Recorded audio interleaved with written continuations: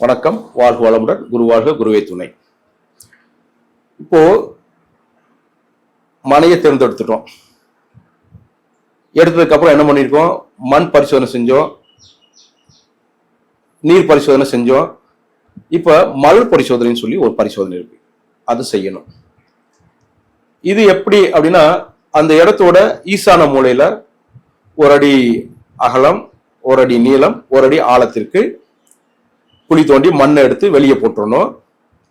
இப்ப அந்த குழிக்குள்ள தண்ணீரை ஊத்தி நிரப்பணும். நிரப்புனதுக்கு அப்புறமா அதுல ஒரு மலர் எடுத்து போடணும். இந்த மலர் எடுத்து போடும்போது அது சுத்தும். அந்த மலர் ஒரு இடத்துல நிக்காம ஒரு மாதிரி சுத்த ஆரம்பிக்கும். அப்படி சுத்தும் போது பிரதட்சணமாக சுத்துச்சு அப்படின்னு வச்சுக்கோங்களேன், அந்த இடம் உங்களுக்கு பாசிட்டிவான பலனை தரப்போகுது அப்படிங்கிற விஷயத்த நீங்க அறிஞ்சுக்கலாம். ஒருவேளை இந்த மலர் அப்பிரதட்சணமாக சுத்துது அப்படின்னா நீங்க எதிர்பார்க்கக்கூடிய நன்மையான பலனை அந்த மனை நீங்க வாங்குவதன் மூலமாக தராது. அப்ப தீய பலனை தான் தரும் என்பதை நீங்க முடிவெடுத்துக்கலாம். சரி, இப்ப இன்னொரு விஷயம் இருக்கு. சுத்தி முடிச்சதுக்கு அப்புறம் ஒரு இடத்துல போய் அந்த மலர் தட்டி நிற்கும். அப்படி தட்டி நிக்கிற இடம் ஈசான மூலையில இருந்துச்சு அப்படின்னு வச்சுக்கோங்களேன், செல்வமும் ஐஸ்வர்யமும் உங்க குடும்பத்தில் அந்த மனையை நீங்க வாங்கி வீடு கட்டி வாழ்வதன் மூலமாக நீங்க அடைவீர்கள். ஒருவேளை அது கிழக்கு பக்கம் போய் நிக்குது அப்படின்னா லட்சுமி கலட்சத்தை ஏற்படுத்தி தரும், செல்வ செழிப்பை ஏற்படுத்தி தரும் என்பது சிறிதளவும் ஐயமில்லை. அக்னி மூலையில போய் நிக்குது, அது மனைவிக்கு நல்லதல்ல, மனைவியின் கற்பப்பைக்கு நல்லதல்ல. கற்பப்பை கோளாறு ஏற்படும், கற்பப்பையை சில சமயம் எடுக்க வேண்டிய சூழல் ஏற்படும். நீங்க ஒருவேளை புதிதாக கல்யாணம் முடிந்தவர்கள் நபராக இருந்தால் மனைவிக்கு குழந்தை பிறக்கக்கூடிய விஷயத்தை தள்ளி போடும், தடை பண்ணும். சில சமயம் குழந்தையை பிறக்க விடாம கூட பண்ணும்.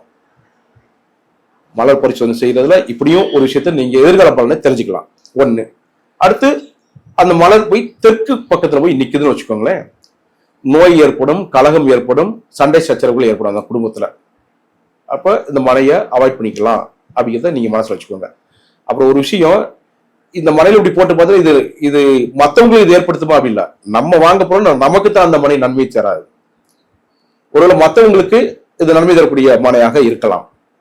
அதனால நமக்கு தான் அந்த மலர் பரிசோதனை நமக்கு மட்டும்தான், மற்றவங்களுக்கு நம்ம இதை திங்க் பண்ணிக்கூடாது. அதை மனசுல வச்சுக்கோங்க.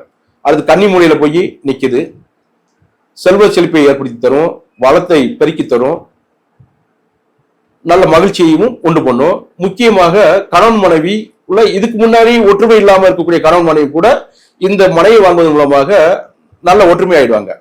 தாம்பத்திய வாழ்வுல சிறந்த வாழ்க்கைய தாம்பத்திய சுகத்துல கிடைக்கும். சோ இது கன்னி மூலையில் நிற்கக்கூடிய மலர்னால் ஏற்படக்கூடிய பலன்.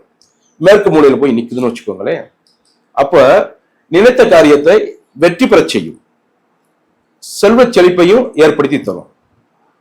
அப்ப இந்த மனையை வாங்கும் போது நீங்க ஏதாவது ஒரு காரியத்தை நினைச்சிருக்கீங்க, ஃபாரினுக்கு போகணும், இல்ல நம்ம மகன் எம்பிபிஎஸ் சீட் கிடைக்கும், மகளுக்கு எம்பிபிஎஸ் சீட் கிடைக்கும் நீங்க நினைச்சிருக்கீங்கன்னு வச்சுக்கோங்களேன், இந்த மலர் போய் மேற்கு பக்கத்துல போய் நிற்கும் போது நீங்க நினைச்ச அந்த காரியம் நிறைவேறும்.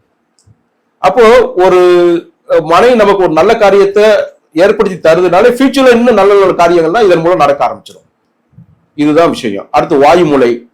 இங்க போய் அந்த மலர் நின்றுச்சு அப்படின்னா பாக்கியம் அழியும். பாக்கியம் அப்படின்னா நீங்க ஏற்கனவே இருந்துகிட்டு இருக்கக்கூடிய நல்ல நல்ல விஷயங்கள் கூட இதை அழிச்சு விட்டுரும். சோ இந்த வாயு மூலையில போய் இந்த மலர் நிக்க கூடாது. அடுத்து வடக்கு மூலை. வடக்கு மூலையில போய் நிற்கும் போது தன தானிய விருத்தி உண்டாகும், புகழ் உண்டாகும், செல்வம், நிலையான செல்வம் கிடைக்கும். உங்களோட குடும்பத்தில் குழந்தைகள்லாம் ஏற்கனவே பிறக்காம இருக்குது, தடை ஏற்பட்டிருக்கு, தாமதம் ஆகிக்கிட்டு இருக்கு அப்படின்னா இந்த மனையை நீங்க வாங்குவதன் மூலமாக உங்கள் குடும்பத்தில் இந்த மழலை செல்வங்கள் எல்லாம் வரக்கூடிய வாய்ப்புகள் உண்டு. ஸோ இது எல்லாமே இந்த நிலத்துல நம்ம மலர் பரிசோதனை செய்வதன் மூலமாக ஃபியூச்சர்ல உங்களுக்கு நடக்கக்கூடிய இந்த நன்மை தீமையான பலன்களை இது எடுத்து சொல்லும். இதனை பார்த்து நீங்கள் இந்த மனையை தேர்வு செய்து சிறப்பை தரும். வணக்கம். வாழ்க வளமுடன்.